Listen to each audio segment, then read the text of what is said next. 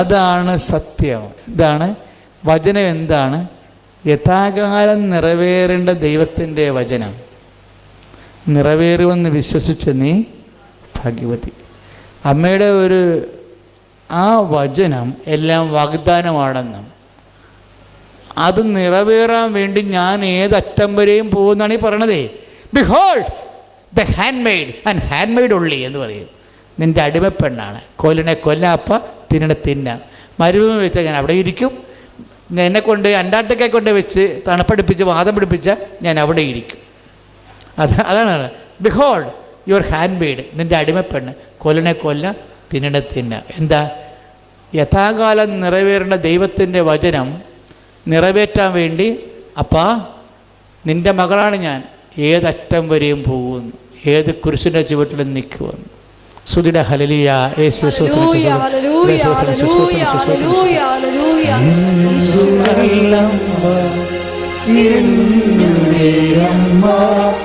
എനിക്കും ഈശോയ്ക്കും ഒരേ അമ്മ, എന്തു നല്ലമ്മ, എന്നുടെ അമ്മ, എനിക്കും ഈശോയ്ക്കും ഒരേ അമ്മ. ഇതാണ് സൃഷ്ടാവിൻ്റെ പ്രതിച്ഛായ. ഇതാണ് സൃഷ്ടാവിൻ്റെ പ്രതിച്ഛായക്കൊത്ത പുതിയ മനുഷ്യൻ. ഇയാളെ സ്വീകരിച്ചാൽ പിന്നെ പരാതിയില്ല. ഈ ആളെ സ്വീകരിച്ചാൽ പിന്നെ പരിഭവമില്ല. His complete human. അപ്പാ പറഞ്ഞില്ലേ, B perfect as your heavenly father is perfect. എൻ്റെ സ്വർഗസ്ഥനായ പിതാവ് പരിപൂർണരായിരിക്കുന്ന പോലെ നിങ്ങളും പരിപൂർണരായിരിക്കും. അതാണ് 5:49. അതാണ് സൃഷ്ടാവിൻ്റെ പ്രതിച്ഛായക്കൊത്ത് സമ്പൂർണ്ണ ജ്ഞാനം കൊണ്ട്. എങ്ങനെയാണ് പെർഫെക്റ്റ് ആകണത്? 5:49 അനുസരിച്ചുകൊണ്ട് മത്തായി ശ്ലീഹായുടെ സുവിശേഷം 5:49 പ്രകാരം B perfect as your heavenly father is perfect. സ്വർഗസ്ഥനായ പിതാവ് പരിപൂർണരായിരിക്കുന്ന പോലെ നിങ്ങളും പരിപൂർണരായിരിക്കുന്നത് എങ്ങനെയാണെന്നാണ് കൊളോസ്യൻസ് പറയണത്. കൊളോസ്യൻസ് 3:10 സമ്പൂർണ്ണ ജ്ഞാനം കൊണ്ട് സൃഷ്ടാവിൻ്റെ പ്രതിച്ഛായക്കൊത്തനുസൃതമായി നവീകരിക്കപ്പെടുന്ന പുതിയ മനുഷ്യനെ സ്വീകരിക്കുവിൻ. Praise the Lord.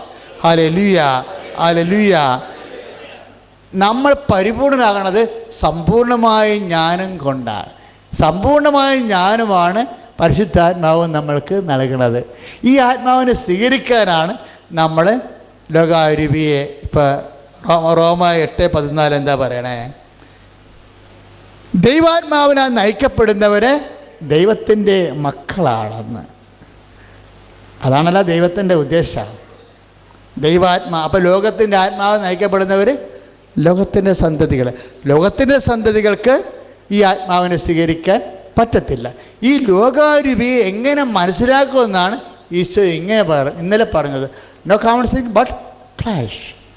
നിൻ്റെ ജീവിതത്തിൽ വരുന്ന ക്ലാഷുകളെല്ലാം ഒരുപക്ഷെ നീതിയെല്ലാം നിൻ്റെ കയ്യിലായിരിക്കും. ക്ലാഷ് ഉണ്ടാകണം നിൻ്റെ നീതികേട് കൊണ്ടാണെന്ന് നിർബന്ധമില്ല. നീതിയെല്ലാം നിൻ്റെ കയ്യിലായിരിക്കും. അപ്പം നീതി നിൻ്റെ ഒരു ഞെരുക്കം വന്ന് ഞെരുക്കത്തെ നീ എങ്ങനെ കണ്ടു? ഞാൻ ചില സമയത്ത് ഓർക്കുകയും, പണ്ട് ഞാൻ ഡെയിലി ഷേവ് ചെയ്യുമായിരുന്നു. സെമിനാരി പഠിക്കുമ്പോൾ ഡെയിലി ഷേവ് ചെയ്യായിരുന്നു. പിന്നെ മുടിയൊക്കെ മുഖം ഇവിടെ തടിച്ച് വെള്ളമൊക്കെ അലർജിയൊക്കെ വരാൻ തുടങ്ങിയപ്പോഴാണ് തടി വളർത്തിയത്. അവൻ ഡെയിലി ഷേവ് ചെയ്യണ കാലത്ത് സെമിനാരി ജൂബിലി വന്നു. സെമിനാരിയുടെ 100 കൊല്ലത്തെ ജൂബിലി വന്നു മംഗലപ്പുഴ.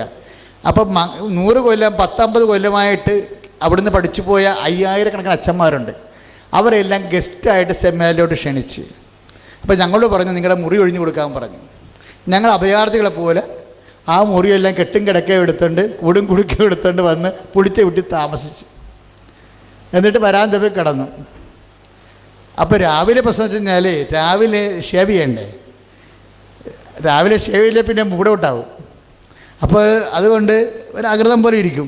അതുകൊണ്ട് ഷേവ് സെറ്റ് എടുത്തുകൊണ്ട് എന്ത് ചെയ്ത് 6 മണിയാകാൻ കാത്തിരുന്ന് പെരിയാറ്റിൽ പോയി വെള്ളത്തെ നോക്കി ഷേവ് ചെയ്ത്. ഇന്നത് ഓർക്കുമ്പോൾ എനിക്കൊരു സന്തോഷം തോന്നും. എന്ന് വെച്ചാൽ എങ്ങനെ ഞാനിത് പഠിക്കാതെ ചെയ്തതാണ്. എൻ്റെ കണ്ണാടി പോലും ഇല്ല. പക്ഷേ ജീവിക്കണ്ടേ മനുഷ്യന്? അതുകൊണ്ട് രാവിലെ സോപ്പ് പതപ്പിച്ചിട്ട് സൂര്യാജി പോയിട്ട് വെള്ളം അനക്കാതെ നോക്കി വെച്ച് ഇങ്ങനെ അടിക്കും. വെള്ളം അനക്കത് അല്ലെങ്കിൽ പഹയന്മാർ വന്ന് പുറകെ വന്ന് ചാടുവേ. കുളിക്കാൻ വന്ന ആൾക്കാർ കുളിക്കേണ്ടി വരില്ല. അവർ വന്നാൽ പിന്നെ വെള്ളം ഇളക്കിയാൽ നമ്മുടെ മുഖമൊക്കെ ഇങ്ങനെ മോർച്ചറി ബ്രാൻഡായിട്ടിരിക്കുമോ. അപ്പോൾ ഒരു ജീവിതത്തിൻ്റെ ഞെരുക്കത്തിൻ്റെ സാഹചര്യത്തെ നമ്മൾ ഹാപ്പി ആയിട്ട് കൈകാര്യം ചെയ്യണം. ഇപ്പം നമ്മൾ അരി അടപ്പേരിട്ട് കുഞ്ഞാണെങ്കിൽ പനിയായിരുന്നു, അവൻ ഇന്ന് പള്ളിക്കൂടത്തിൽ പോയിരിക്കുകയാണ്. അപ്പോൾ അവനോട് അമ്മ പറഞ്ഞിട്ടുണ്ട്, അമ്മ കുഞ്ഞു വാ, വൈകുന്നേരം വാ, അമ്മ ചോറ് തരാം, നല്ല കറി വെച്ച് തരാം. അപ്പോൾ അവൻ സന്തോഷം പോയിരിക്കുകയാണ്. അപ്പോൾ അവനെ ഈ മീൻ വെട്ടുമ്പോഴും അവൻ വരുമില്ല എന്നുള്ള ചിന്ത. അവൻ 2-3 ദിവസമായിട്ട് ഭക്ഷ്യാഹാരം കഴിച്ചിട്ടില്ല. അവന് പനിയായിട്ട് വായി രുചിയില്ലായിരിക്കുകയാണ്. നമ്മളത് ചെയ്തുകൊണ്ടിരിക്കുന്ന സമയത്താണ് പിന്നെന്ത് വന്നത്, ചോറ് കൊടുക്കുന്ന സമയം വന്നപ്പോൾ ഉച്ചയ്ക്ക് ചോറ് കൊടുക്കുന്ന സമയം അവ വൈകുന്നേരം വരത്തുള്ളൂ. ഉച്ചയ്ക്ക് ചോറ് കൊടുക്കുന്ന സമയത്താണ് അനിയത്തിയുടെ മക്കൾ അടപടലാതെ കയറി വന്നിരിക്കുക. അതോടുകൂടി മകനെ നമ്മുടെ മോന്ത തെളിയണില്ല. അപ്പോൾ എന്താ, അവനോട് നമ്മളൊരു ഓഫർ കൊടുത്തിട്ടുണ്ടല്ലോ, അവൻ വരുമ്പോൾ ഇവിടെ ചട്ടി എങ്കിലും ഉണ്ടായാൽ മതിയായിരുന്നു. അപ്പോൾ നമുക്ക് ഈ ചെറിയൊരു നീരസമോ സങ്കടമോ ഈ സാധനത്തിനെ സ്നേഹം കൊണ്ട് കീഴടക്കണം. കൃപ ഉൽപ്പാദിപ്പിക്കണം ഇങ്ങനെയാണ്. ഇങ്ങനെയുള്ള വളരെ നെഗറ്റീവ് സിറ്റുവേഷൻസിനെ വളരെ ക്രിസ്തീയമായിട്ട്, അതുകൊണ്ടാണ് ഈ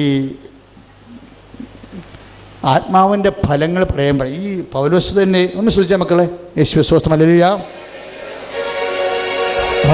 ഹല്ലേലൂയ ഹല്ലേലൂയ ഹല്ലേലൂയ ഹല്ലേലൂയ ഹല്ലേലൂയ ഹല്ലേലൂയ യേശുവേ നന്ദി. ഹല്ലേലൂയ ഹല്ലേലൂയ ഹല്ലേലൂയ ഹല്ലേലൂയ ഹല്ലേലൂയ ഹല്ലേലൂയ ഹല്ലേലൂയ.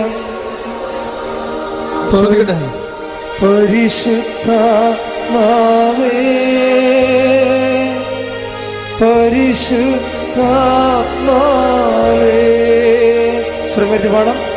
പരിശുദ്ധാത്മാവേ പരിശുദ്ധാത്മാവേ വരിക വരിക ഞങ്ങളിൽ നീ പരിശുദ്ധാത്മാവേ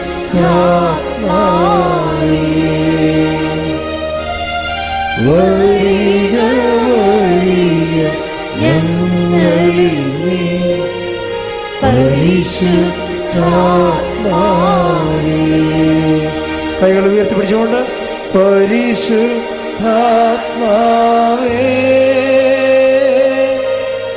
പരിശുദ്ധാത്മാവേ ശക്തിയോട് പാടാം. പരിശുദ്ധാത്മാവേ പരിശുദ്ധാത്മാവേ വരിക വരിക ഞങ്ങളിൽ നീ പരിശുദ്ധാത്മാവേ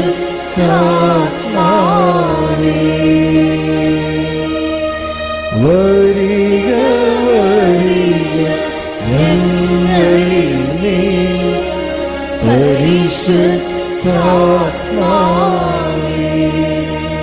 പ്രൈസ് ദി ലോർഡ്.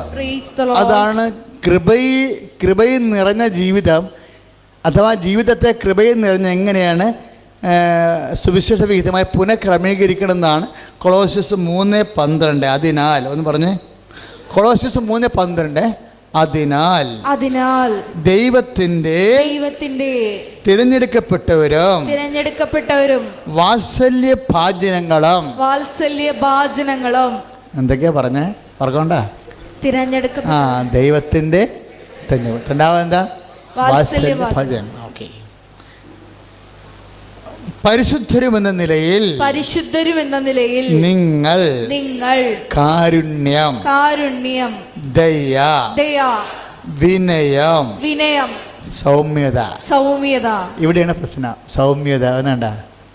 ഇപ്പം ഈ അനിയത്തിൻ്റെ മക്കളിപ്പോൾ കയറി വന്നില്ലേ, അവർ വന്നപ്പോൾ എന്ത് സംഭവിച്ചെന്നറിയാവാ, അവർ ഈ ആധാർ കാർഡില്ലേ അതും നമ്മുടെ മറ്റേ വേറൊരു കാർഡുണ്ടല്ലോ നമ്മളെ എന്നാ പരിപാടി, പാൻ കാർഡും കൂടി, അത് രണ്ടും കൂടി ഒന്നാക്കാൻ വേണ്ടി എവിടെ അക്ഷയയിൽ പോയിരിക്കുകയായിരുന്നു.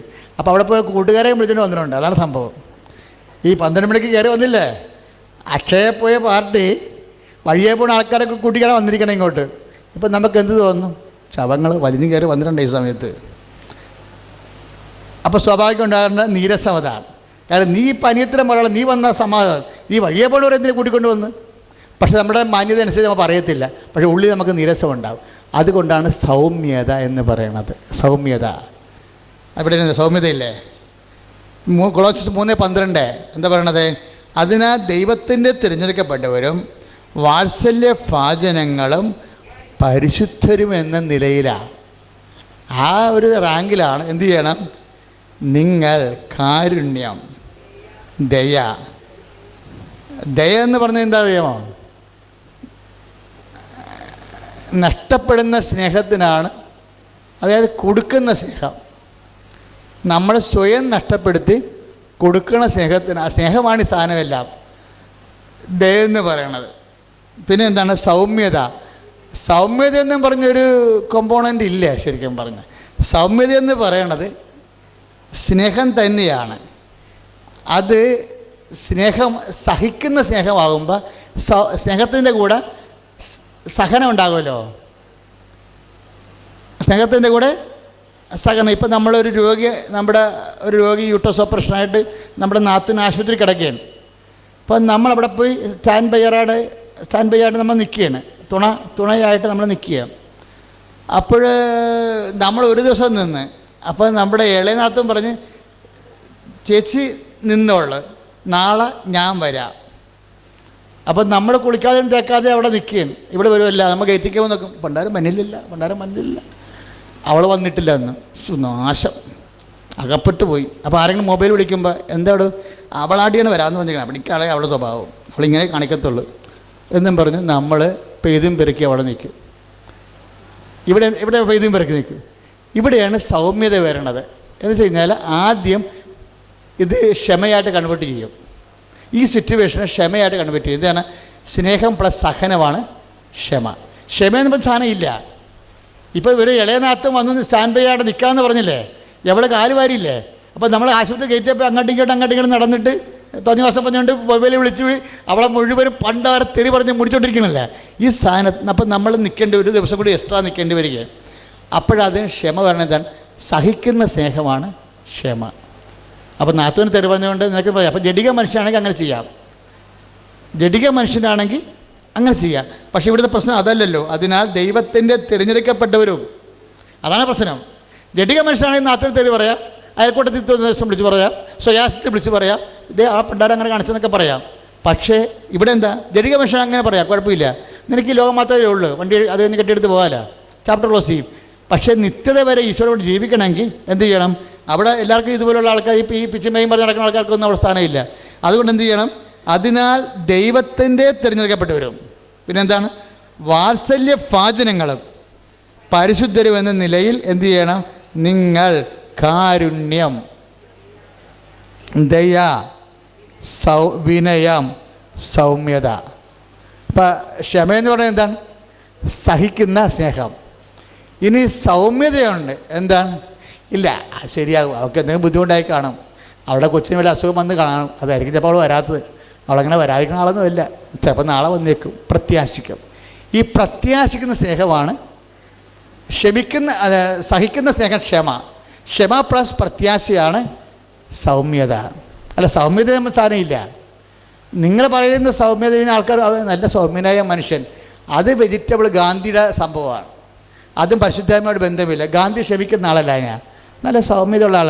ബൈ നേച്ചർ ബ്രാഹ്മണം കാബേജൊക്കെ കഴിച്ച് പച്ചക്കറിയൊക്കെ കഴിച്ച് ആടിനെ പോലെ ഇരിക്കുന്നതാണ്.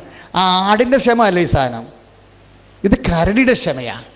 ക്രിസ്ത്യൻ ക്ഷമയെന്ന് പറയുന്നത് കരടിയുടെ സിംഹത്തിൻ്റെ ക്ഷമയാണ്. അടിക്കാൻ ഒതുക്കാൻ അറിയാം, പക്ഷേ കർത്താവിനെ പ്രതി സ്നേഹിക്കുന്നു.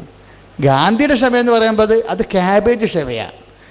പച്ചക്കറിയും ആടൻ പാലൊക്കെ കഴിച്ച് കഴിക്കുന്ന ആൾക്കാർക്ക് രക്തമൊന്നും അധികം ചൂടാകത്തില്ല, തണുത്തിരിക്കുക, ആരുടെ വേണമെങ്കിൽ ക്ഷമിക്കണമെങ്കിൽ ഒരു കുഴപ്പമില്ല. അത് ആടിൻ്റെ ക്ഷമ.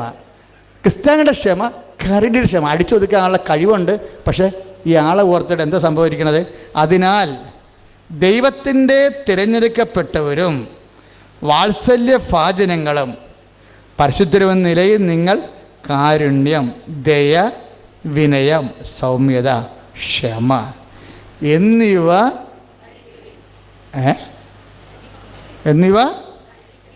ധരിക്കുവിൻ.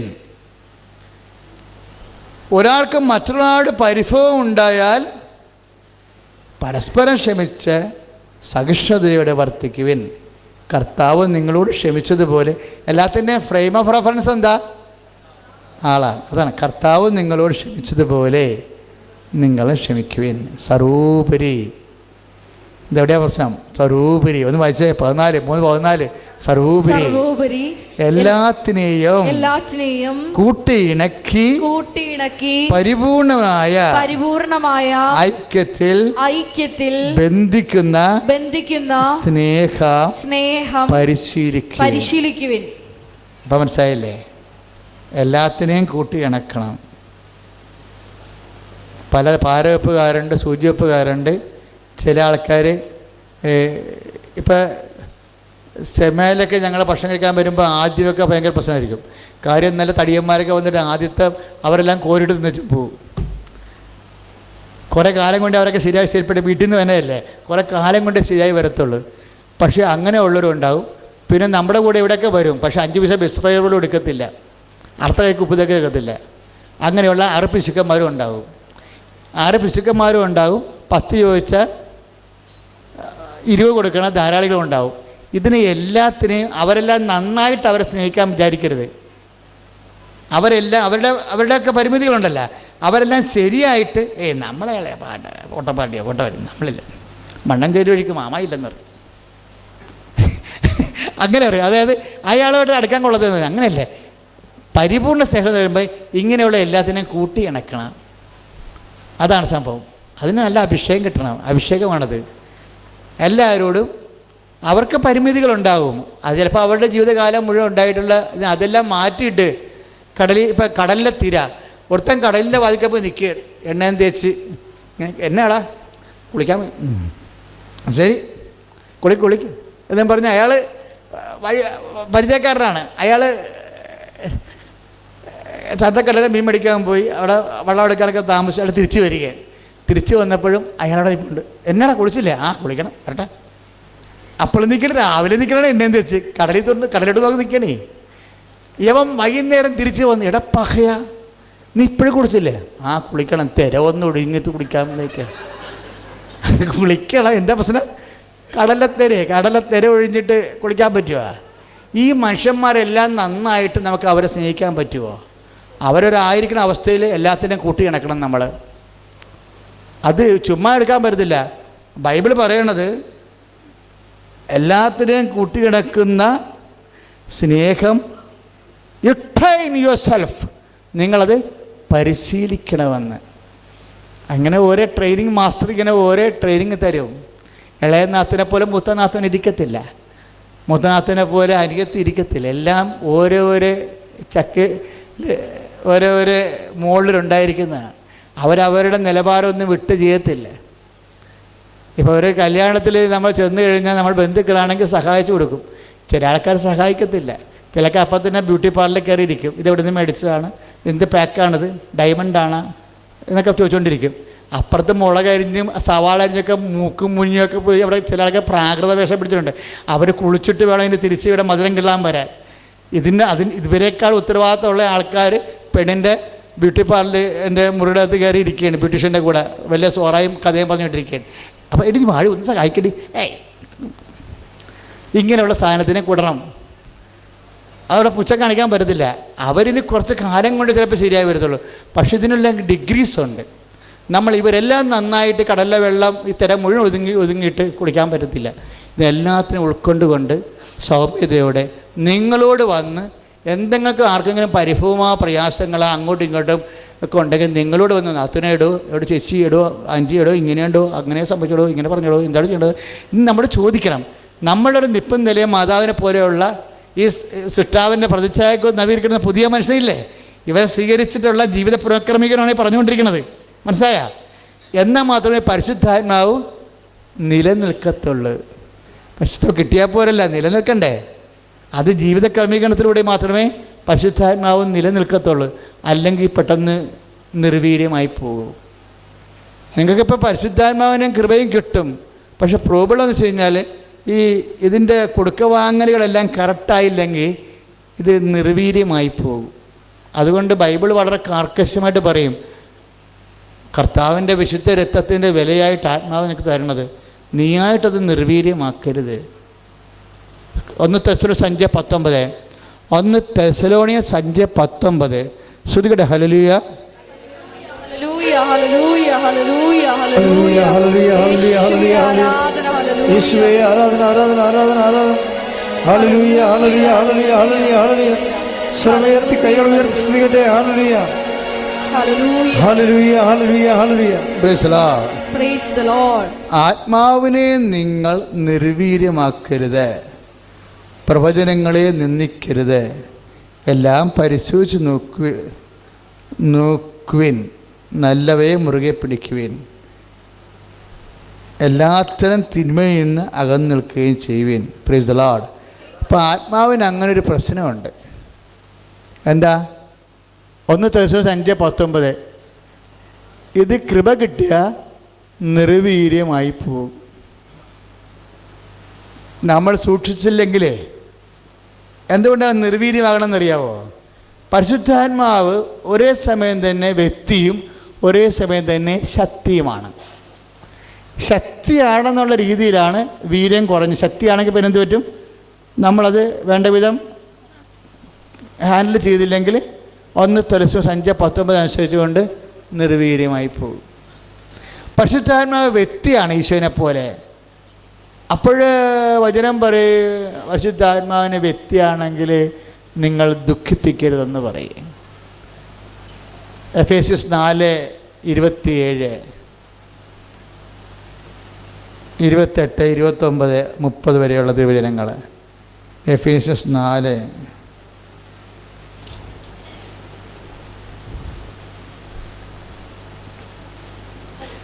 ദൈവത്തിൻ്റെ രക്ഷയുടെ ദിനത്തിന് വേണ്ടി നിങ്ങളെ മുദ്രിതമാക്കിയ ദൈവത്തിൻ്റെ പരിശുദ്ധാത്മാവിനെ വേദനിപ്പിക്കരുത്. 4:30. അപ്പോൾ എന്താണ്? വ്യക്തിയായത് കൊണ്ടാണ് അങ്ങനെ പറയണത്. ശക്തിയായത് കൊണ്ടാണ് പറയണത് നിർവീര്യമാക്കരുത്. ദൈവം ഒരേ സമയം തന്നെ വ്യക്തിയുമാണ്, അതേസമയം തന്നെ ശക്തിയുമാണ്.